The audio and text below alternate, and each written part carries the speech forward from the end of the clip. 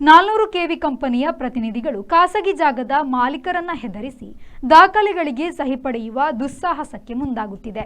ಹಲವು ಭಾಗಗಳಲ್ಲಿ ಅಧಿಕಾರಿಗಳು ಹಾಗೂ ರೈತರು ಕಂಪನಿಯ ಜೊತೆಗೆ ಸೇರಿಕೊಂಡು ಹೋರಾಟದ ದಿಕ್ಕು ತಪ್ಪಿಸುವ ಪ್ರಯತ್ನ ಮಾಡುತ್ತಿದ್ದಾರೆ.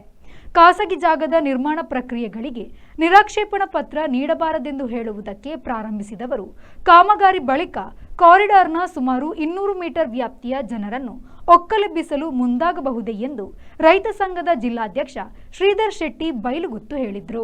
ಅವರು ವಿಟ್ಲದಲ್ಲಿ ಕರೆದ ಸುದ್ದಿಗೋಷ್ಠಿಯಲ್ಲಿ ಮಾತನಾಡಿದರು.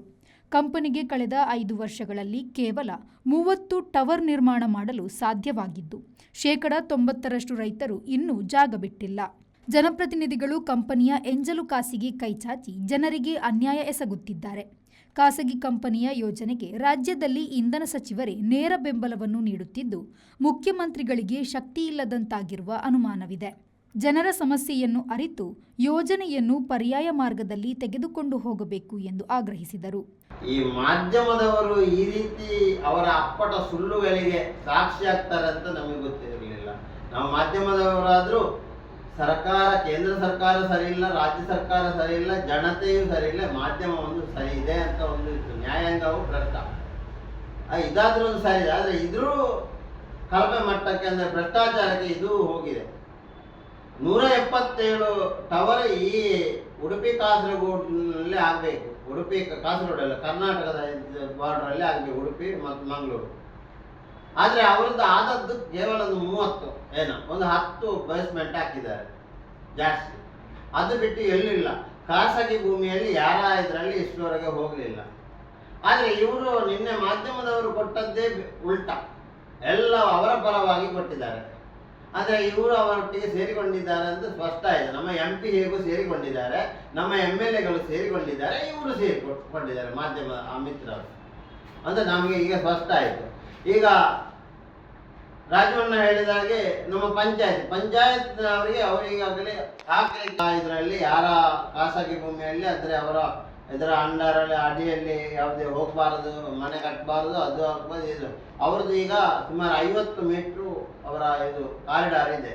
ಅದು ಸಾಧಾರಣ 200 ಮೀಟ್ರಿಗೆ ಅವರು ಆ 200 ಮೀಟರ್ನಲ್ಲಿ ಯಾರಿಗೂ ಮನೆ ಕಟ್ಟಬಾರದು ಅಂತ ಹೇಳುವಂಥ ನೋಟಿಸನ್ನು ಅವರು ಜಾರಿ ಮಾಡ್ತಾರೆ.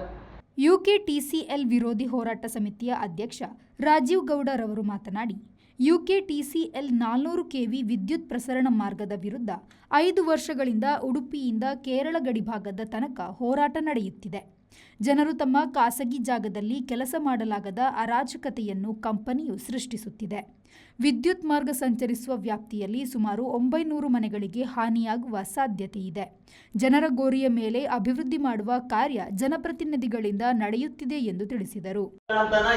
ನಮಗೆ ಅರ್ಥ ಆಗುದಿಲ್ಲ, ಗೊತ್ತಿಲ್ಲ ಅಂದ್ರೆ ಮಾಡ್ಕೊಳ್ಬೇಕು. ಯಾಕಂದ್ರೆ ಜನರ ಬದುಕಿದಲ್ಲಿ ಹಾಳಾಗ್ತದೆ. ಈಗ ಸುಮಾರು ಉಡುಪಿಯಿಂದ ಇಲ್ಲಿ ತನಕ ಸಾಧಾರಣ 900 ಮನೆಗಳು ಇದರಿಂದ ಪರಿಣಾಮ ಇದರ ಮೇಲೆ ಬೀಳ್ತದೆ, ಕೆಟ್ಟ ಪರಿಣಾಮ ಬೀಳ್ತದೆ. ಈಗ ಮನೆ ಕಟ್ಟಬೇಡಿ ಅಂತೇಳಿ ಇವರು ಅದನ್ನು ನೋಟಿಸ್ ಬೋರ್ಡ್ನಲ್ಲಿ ಹಾಕ್ತಾರೆ. ಪಂಚಾಯತ್ನವ್ರು ನಾನು ನೋಡಿದ್ದೀವಿ ನೋಟಿಸ್ ಬೋರ್ಡ್ನಲ್ಲಿ. ಅಂದರೆ ಯಾರಾದರೂ ಅರ್ಜಿ ಮಾಡಿ ಕೊಟ್ಟರೆ ಅದು ಮನೆ ಕಟ್ಟಲಿಕ್ಕೆ ನೀವು ಅದನ್ನು ಗಮನಕ್ಕೆ ಎತ್ತಿಕೊಳ್ಬೇಕು ಅಂತ. ರೈತರಿಗೆ ಗೊತ್ತಿಲ್ಲ, ರೈತರಿಗೆ ಯಾವುದು ಆಚೆ ಕೊಡೋದಿಲ್ಲ. ಪಂಚಾಯತ್ಗೆ ಇವರು ಬರೀತಾರೆ. ರೈತರನ್ನು ನಿರ್ಲಕ್ಷಿಸಿ ಇವರು ಪಂಚಾಯತ್ ನೇರವಾಗಿ ವ್ಯವಹಾರ ಮಾಡ್ಕೊಳ್ತಾರೆ. ನಮಗೆ ಒಂದು ಸಂಶಯ ಏನಂದ್ರೆ ಪಂಚಾಯತ್ನವರು ಇದರಲ್ಲಿ ಶಾಮೀಲಾಗಿದ್ದಾರಾ ಅಂತ. ಇಲ್ಲಿ ಈಗ ರೈತರದ್ದು ಜಮೀನು ಹೋಗ್ತದೆ, ಮನೆ ಹೋದಾಗ ಮನೆಯಲ್ಲೇ ಬರೇ ಮನೆ ಇರುವಂಥದ್ದು ಒಂದು 5 ಸೆನ್ಸ್ ಹೆಚ್ಚಿಗೆ ಜಾಗ ಇರ್ತದೆ. ಆ 5 ಸೆನ್ಸ್ನಲ್ಲಿ ಅವರ ಮಕ್ಕಳಿಗೆ ಮನೆ ಮಕ್ಕಳಿಗೆ ಏನಾದರೂ ಬೇಕಾಗ್ತದೆ. ಇವರು ಪರ್ಮಿಷನ್ ಕೊಡಬೇಡಿ ಅಂದ್ರೆ ಅವ್ರು ಎಲ್ಲಿ ಹೋಗುದು? ಪ್ರಧಾನ ಕಾರ್ಯದರ್ಶಿ ಚಿತ್ತರಂಜನ್, ಸಂತ್ರಸ್ತ ರೈತ ರಾಬರ್ಟ್ ಮಂಗಿಲ ಪದವು ಉಪಸ್ಥಿತರಿದ್ದರು. ಮೊಹಮ್ಮದ್ ಆಲಿ, V4 ನ್ಯೂಸ್, ವಿಟ್ಲ.